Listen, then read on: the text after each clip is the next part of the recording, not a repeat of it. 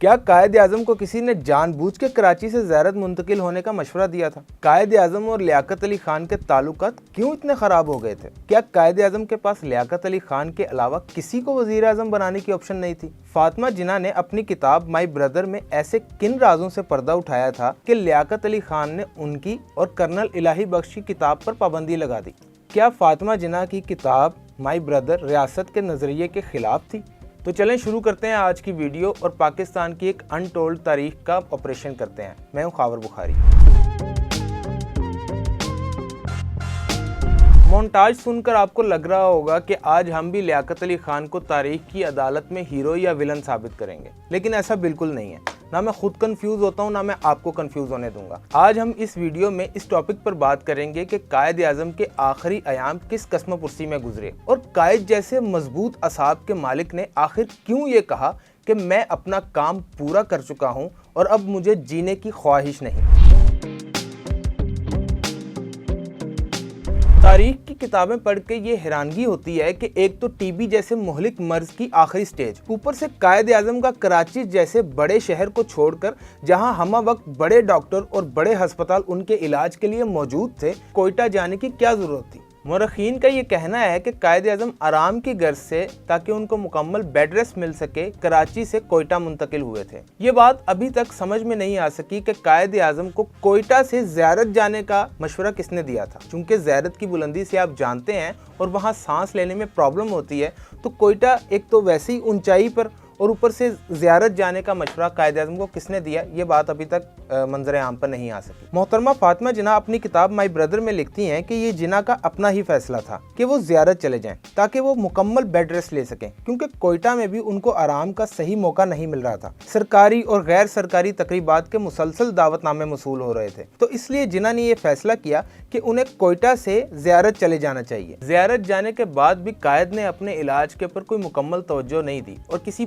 Proper doctor से इलाज शुरू नहीं करवाया। रिसर्च के मुताबिक ये बात भी सामने आई है कि इन दिनों एक काबिल डॉक्टर रियाज अली शाह किसी मरीज को देखने ज़ियारत आया करते थे। फातिमा जिन्ना लिखती हैं कि उन्होंने अपने भाई से कहा कि हमें डॉक्टर रियाज अली शाह की मौजूदगी से फ़ायदा उठाना चाहिए और उनको आपकी बीमारी के मुतालिक इत्तला देनी चाहिए, लेकिन कायद ने इस पर भी इनकार कर दिया और कहा कि अगर मेरा मैदा कुछ दुरुस्त काम करना शुरू कर दे और खुराक को अच्छी तरह हजम करना शुरू कर दे तो मैं बिल्कुल ठीक हो जाऊंगा और मैं काम जल्द करना शुरू कर दूंगा। 21 जुलाई 1948 को ये पहला दिन था जब कायद को ये अंदाजा हुआ कि अब उनकी बीमारी बढ़ती चली जा रही है और उन्हें एक मुकम्मल मेडिकल ट्रीटमेंट की जरूरत है। फातिमा जिन्ना लिखती हैं कि जब उन्हें इस बात का अंदेशा हुआ कि अब उनके भाई की हिम्मत टूट रही है और वो मुकम्मल मेडिकल ट्रीटमेंट के बगैर अपनी बीमारी से नहीं लड़ सकते, तो उन्होंने फौरन अपने प्राइवेट सेक्रेटरी फरूख अमीन के जरिए एक खत इस वक्त के सेक्रेटरी जनरल चौधरी मोहम्मद अली को भिजवाया। इसमें यह कहा कि फौरन कर्नल डॉक्टर इलाही बख्श से राब्ता करें और इन्हें जिन्ना के ट्रीटमेंट के लिए ज़ियारत भेजें।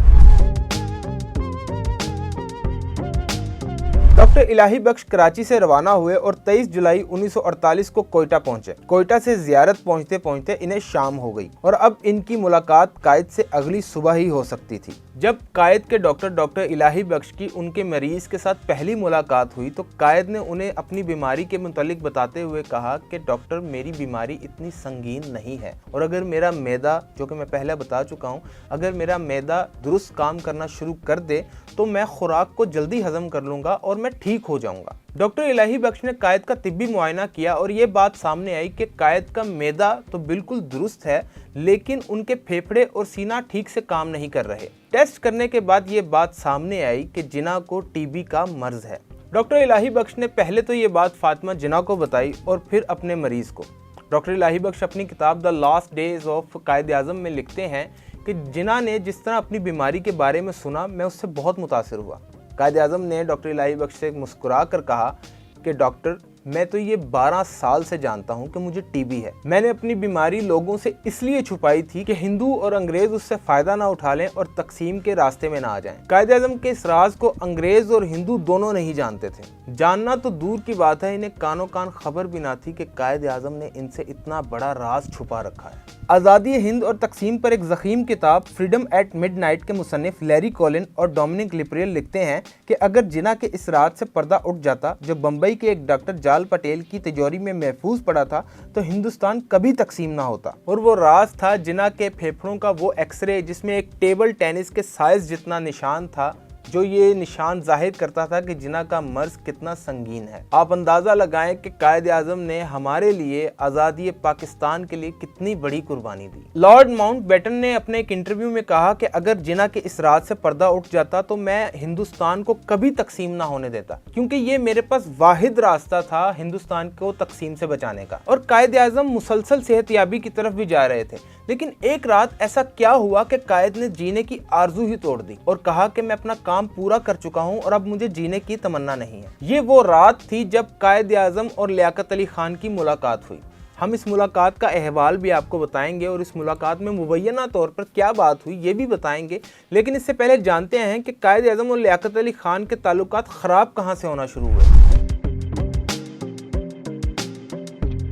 तारीख लिखने वाले ये बताते हैं कि कायद-ए-आज़म और लियाकत अली खान के ताल्लुकात पाकिस्तान बनने से पहले ही खराब हो चुके थे, लेकिन ये ताल्लुकात नज़रियाती इख्तलाफात की वजह से खराब हुए थे या पॉलिटिकल इख्तलाफात की वजह से खराब हुए थे, इस बारे में हम अभी कोई वर्डिक्ट नहीं दे सकते।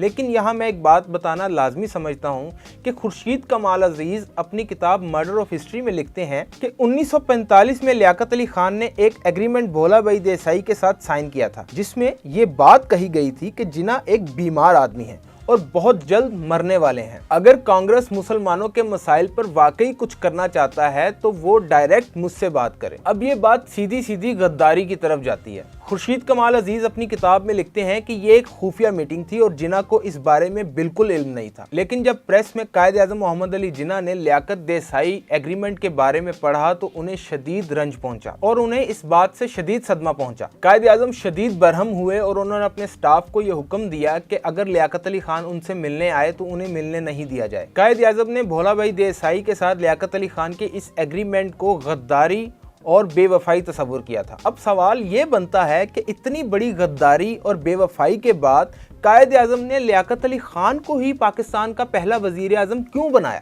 खुर्शीद कमाल अजीज लिखते हैं कि 1945 से 1947 के दरमियान ये वो वक्त था जब मुस्लिम लीग के लीडरान की आपसी रंजिशें अगर हिंदू और अंग्रेजों तक पहुंच जाती तो बना बनाया काम बिगड़ जाता। इस वक्त अगर पाकिस्तान के दुश्मनों को इस बात की भिनक भी पहुंच जाती कि मुस्लिम लीग के लीडर, दो बड़े लीडर आपस में नजरियाती इख्तलाफ रखते हैं, तो पाकिस्तान की आज़ादी सुस्त रवि का शिकार हो जाती। 1945 से पहले कायद-ए-आज़म लियाकत अली खान को अपना दाहिना हाथ कह चुके थे और कायद-ए-आज़म लियाकत अली खान के अहम राजदार थे। अंग्रेजों और हिंदुओं के खिलाफ जितनी भी मीटिंग्स होती थी उनमें लियाकत अली खान और कायद-ए-आज़म दोनों मौजूद होते थे। लियाकत अली खान कायद-ए-आज़म के लिए ऐसे थे जैसे गांधी के लिए नेहरू। अंग्रेजों और कांग्रेस के साथ जो भी मामला तय पाते थे, जिन्ना के शाना बशाना लियाकत अली खान हर मीटिंग में मौजूद होते थे, जिसकी वजह से जिन्ना ने यह जरूरी समझा कि लियाकत अली खान और इनके दरमियान की नाचाकियां बाहर ना निकलें। अगर लियाकत अली खान और कायद-ए-आज़म की नाचाकियों की बात दुश्मनाने पाकिस्तान तक पहुंच जाती तो आज़ादी की सारी मेहनतें रायगा जाती। अब लियाकत अली खान के भोला भाई देसाई के साथ ये एग्रीमेंट को आप पॉलिटिकल मूव कह लें या फिर गद्दारी कह लें, जो आपका दिल करे कह लें, लेकिन इसके बाद कायद-ए-आज़म और लियाकत अली खान में भाईचारा तबाह हो चुका था। बस मुझे 2 मिनट दें, आपको सारी कहानी समझ में आ जाएगी कि मैं आपको दरअसल लाना कहाँ चाह रहा हूँ। आपने कायद-ए-आज़म का ये जुमला तो सुना होगा, ये इस बात का जायजा लेने आया है कि मेरी बीमारी कितनी संगीन है और मैं कितने दिन जिंदा रहूंगा। जुलाई 1948 के आखिर में कायद-ए-आज़म मोहम्मद अली जिन्ना के आखिरी अयाम में बगैर किसी इतला के एक रात अचानक उस वक्त के वजीर आज़म लियाकत अली खान चौधरी मोहम्मद अली के साथ जियारत में कायद-ए-आज़म की अयादत को पहुंचे। फातिमा जिन्ना अपनी किताब माई ब्रदर में इस मुलाकात का अहवाल कुछ यूं लिखती हैं कि भाई को जब ये पता चला कि जनरल सेक्रेटरी चौधरी मोहम्मद अली और उस वक्त के वजीर आज़म लियाकत अली खान उनसे मिलने आए हैं, तो उन्होंने कहा कि फाति, क्या तुम जानती हो कि ये यहाँ क्यों आया है? ये जानने आया है कि मेरी बीमारी कितनी संगीन है और मैं कितना अरसा जिंदा रहूंगा। कुछ देर बाद भाई ने मुझसे कहा कि नीचे जाओ और लियाकत अली खान से कहो कि वो उन्हें मिलेंगे। जिन्ना और लियाकत अली खान की मुलाकात 30 मिनट जारी रही और मैं इस दौरान कमरे के बाहर खड़ी रही। मेरे चेहरे पर भाई की बीमारी को लेकर परेशानी साफ आया थी। मोहतरमा फातिमा जिन्ना कहती हैं कि जब मुलाकात खत्म हुई तो मैं भाई के कमरे में दाखिल हुई। भाई के चेहरे पर अफसुर्दगी और बीमारी की वजह से शदीद रंजो गम साफ जाहिर था। उन्होंने मुझसे फ्रूट जूस तलब किया और मुझे कहा कि सेक्रेटरी जनरल को मेरे पास भेजो। फातिमा जिन्ना लिखती हैं कि मैंने इज़्तिराब किया और कहा कि रात बहुत हो चुकी है, आप उनसे सुबह मिल लीजिएगा। लेकिन जिन्ना ने कहा नहीं, मैं उनसे अभी मिलूंगा। सेक्रेटरी जनरल और कायद-ए-आज़म मोहम्मद अली जिन्ना की मुलाकात 15 मिनट तवील थी। जैसे ही ये मुलाकात ख़त्म हुई, मैं कमरे में दाखिल हुई और मैंने भाई से फ्रूट जूस या कॉफ़ी का पूछा। भाई मुझे जवाब देने से कासिर थे और वो किसी गहरी सोच में मुब्तला थे। इस वक्त तक रात के खाने का वक्त हो चुका था। भाई ने मुझसे कहा कि आप नीचे जाओ और वज़ीर आज़म और सेक्रेटरी जनरल के साथ खाना खाओ। मैंने कहा नहीं, मैं यहीं खाना खाऊंगी। मुझे भाई की बीमारी से शदीद परेशानी लाहक थी। कायद-ए-आज़म मोहम्मद अली जिन्ना ने कहा कि वो हमारे मेहमान हैं और ये अच्छी बात नहीं है कि आप यहाँ बैठ के खाना खाएं। मोहतरमा फातिमा जिन्ना अपनी किताब माई ब्रदर में लिखती हैं कि मैंने खाने की टेबल पे वज़ीर आज़म को बहुत ही खुशगवार मूड में पाया। वो खाने की टेबल पे लतीफ़े सुना रहे थे जबकि चौधरी मोहम्मद अली किसी गहरी सोच में मुब्तला थे। खाना खत्म होने से पहले मैं ऊपर भाई के कमरे में दाखिल हुई तो भाई मुझे देख के मुस्कुराए और कहने लगे, फाती तुम्हें हिम्मत से काम लेना होगा। मैंने भाई से अपने आंसू छुपाए और अपने आप पर काबू रखा। अगर ये सारा वाकया किसी आम शख्स ने अपनी किताब में दर्ज किया होता तो ये वाकया इतनी अहमियत का हामिल नहीं था। ये वाकया मोहतरमा फातिमा जिन्ना ने अपनी किताब में दर्ज किया है, इसीलिए ये तारीख में काफ़ी अहमियत का हामिल है। लेकिन जब ये किताब माई ब्रदर छपने लगी तो सारा वाकया इस किताब से हज़फ कर लिया गया। लेकिन कौन था ये जुर्रतमंद और किसने ये जुर्रत की कि फातिमा जिन्ना की किताब को सेंसर करे? तो ये जुर्रतमंद थे शरीफुद्दीन मुजाहिद। डॉन के कॉलमनिस्ट अख्तर बलोच ने अपने आर्टिकल में ये बताया है कि सारा वाकया फातिमा जिन्ना की किताब से हज़फ कर दिया गया। अख्तर बलोच लिखते हैं कि मैंने शरीफुल मुजाहिद से मुलाकात में पूछा कि आपने ये सारा वाकया क्यों किताब से निकाला? तो शरीफ साहब बोले कि ये सारा वाकया मुझे नज़रिया पाकिस्तान के ख़िलाफ़ लगा, इसलिए मुझे उसका कुछ ना कुछ तो करना था। लेकिन वो साहिल लुधियानवी का शेर है ना कि तुमने जिस खून को मक्तल में दबाना चाहा, आज वो कूचा और बाजार में आ निकला है। फातिमा जिन्ना की किताब से शरीफुल मुजाहिद ने तो ये वाकया निकाल दिया, लेकिन कुदरतुल्लाह शहाब ने शहाबनामा में ये सारा वाकया दर्ज कर दिया। बहरहाल इस वाकये के बाद की कहानी भी आप सुनिए।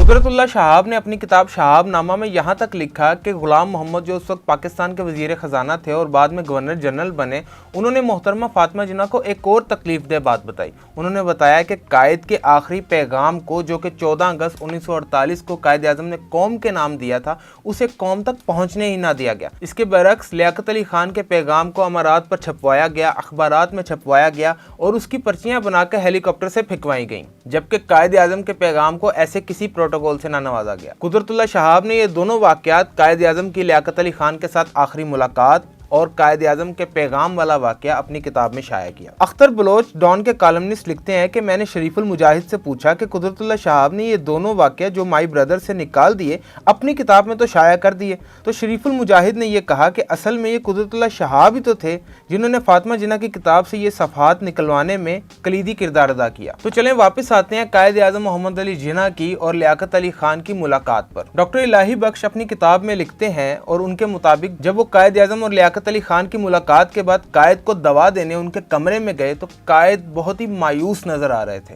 और उन्होंने दवा लेने से इनकार कर दिया। बीबीसी के article the last 60 days of Quaid-e-Azam में, जिसमें डॉक्टर इलाही बख्श के बेटे हुमायूं खान को कोट करके बताया गया कि लियाकत अली खान डॉक्टर इलाही बख्श को अपने दफ्तर में बुलाकर डराते धमकाते रहे और धमकियां देते रहे कि क्या तुम्हें कायद-ए-आज़म और मेरी आखिरी मुलाकात के बारे में कुछ पता है? अगर पता है तो बता दो, वरना तुम्हारे लिए बेहतर अंजाम ना होगा, और अगर मैंने किसी और से इस मुलाकात का अहवाल सुना तो तुम जान से जाओगे। बीबीसी के आर्टिकल से हमने कुछ हिस्सा इसलिए शामिल किया है ताकि आपको तारीख की संजीदगी का इल्म हो सके। अब ये वाकया जो बीबीसी के आर्टिकल में भी शाया हुआ और पाकिस्तान टाइम्स में भी उस वक्त शरीफुद्दीन पीरजादा का आर्टिकल शाया किया, ये थ्रू द हॉर्सेस माउथ नहीं है।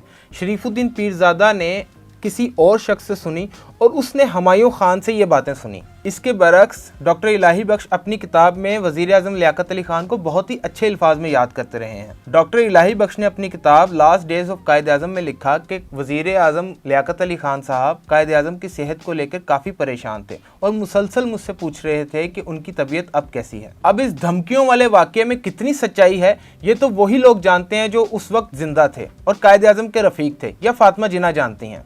मेरा ख्याल है कि अब इस वाक़े को छोड़ देना चाहिए और इस वाक़े पे अब तक 76 साल की गर्द जम चुकी है, लेकिन एक ना एक दिन तो वाक़या सामने आकर ही रहेगा। लियाकत अली खान और कायद-ए-आज़म मोहम्मद अली जिन्ना तहरीक आज़ादी के रुफ़ाका थे। उनके शब रोज़ इकट्ठे गुजरते थे। उनकी इस मुलाकात का अल्लाह के सिवा कोई शाहिद नहीं, ना उन दोनों ने इस मुलाकात का किसी से जिक्र किया।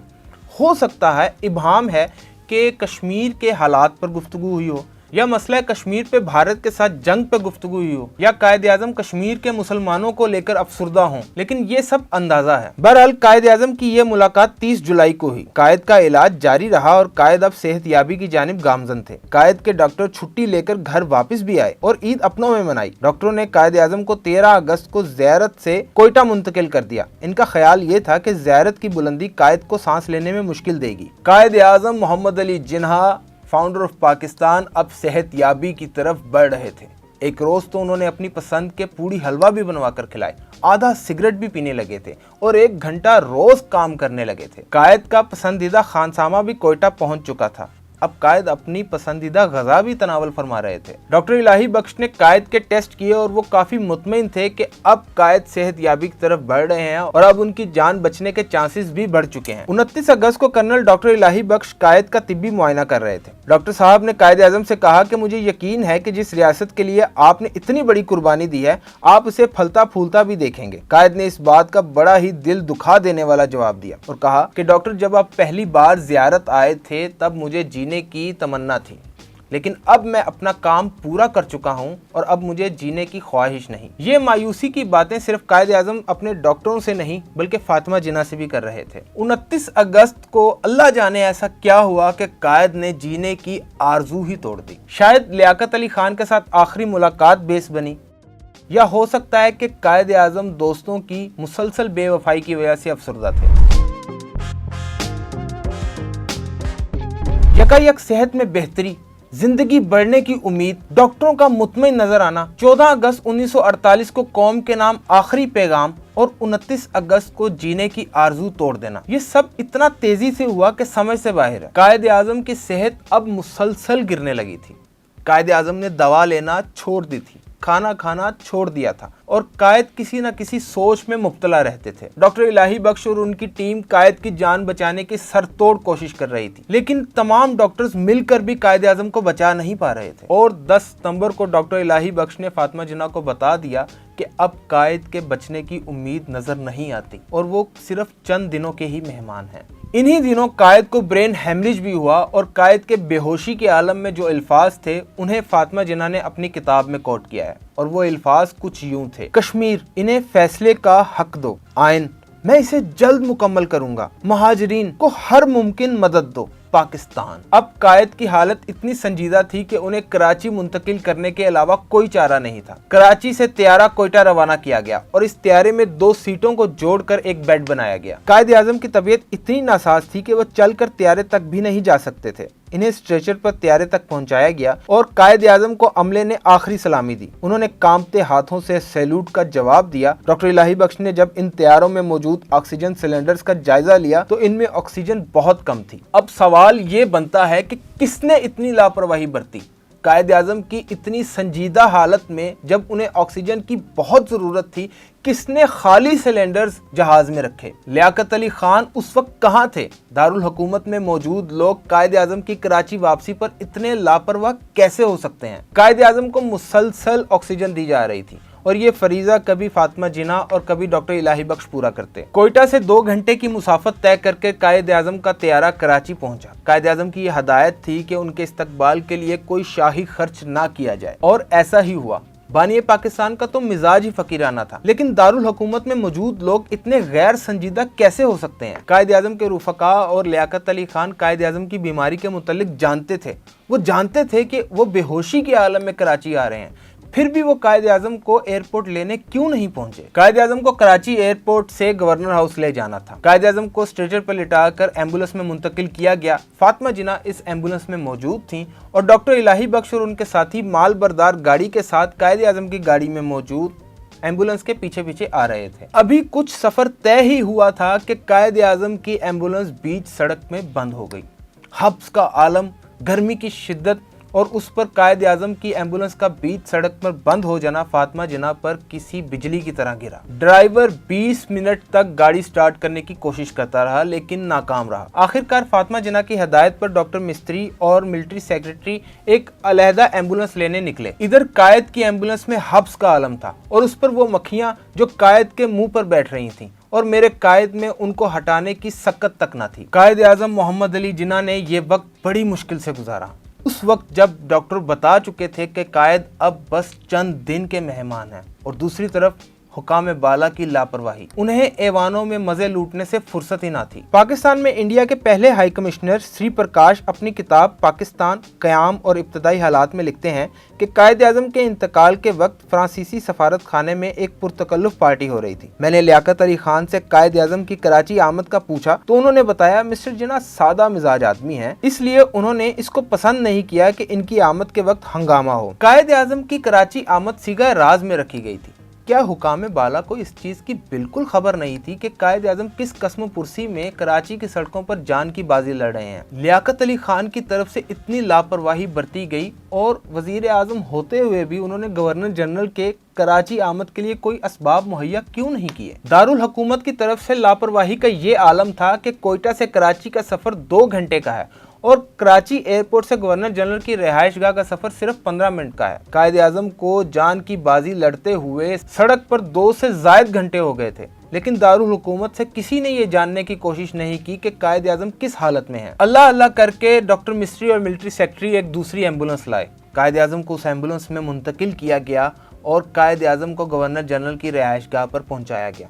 कायद आज़म वहां सिर्फ 4.5 घंटे जिंदा रहे। डॉक्टर इलाही बख्श ने कायद आज़म को एक ताकत का इंजेक्शन लगाया और कायद आज़म से कहा कि मुझे उम्मीद है कि आप बच जाएंगे, लेकिन कायद आज़म ने कहा कि नहीं, मैं जिंदा नहीं रहूंगा। डॉक्टर इलाही बख्श के मुताबिक ये कायद आज़म के आखिरी अल्फाज थे। फातिमा जिन्ना अपनी किताब माई ब्रदर में कायद आज़म के आखिरी अल्फाज कुछ यूं कोट करती हैं। फातिमा जिन्ना लिखती हैं कि कायद ने 2 घंटे की पुरसुकून नींद ली और जब होश में आए तो मुझे सर और आंखों के इशारे से बुलाया। मेरे कान में कायद ने कहा, फाती, खुदा हाफिज, ला इलाहा इल्लल्लाह मुहम्मदुर रसूलुल्लाह, पाकिस्तान। ये कहकर कायद आज़म का सर दाईं जानिब ढल गया और कायद आज़म की आंखें बंद हो गईं। ये थे कायद आज़म के आखिरी अल्फाज। मैं जानता हूं कि ये बातें अब सिर्फ तारीख का हिस्सा बन चुकी हैं और इस वाक़ये पर भी 76 साल की गर्द जम चुकी है। ये वाक़या बताना इसलिए मकसूद है ताकि हमारी नौजवान नस्ल ये जान सके कि बानी पाकिस्तान की पुरअसरार मौत कैसे हुई और उन्होंने किस कस्म पुरसी में अपनी ज़िंदगी के आखिरी अयाम गुजारे। दोस्तों, तारीख जज्बाती नहीं होती, तारीख हकीकत पसंद होती है।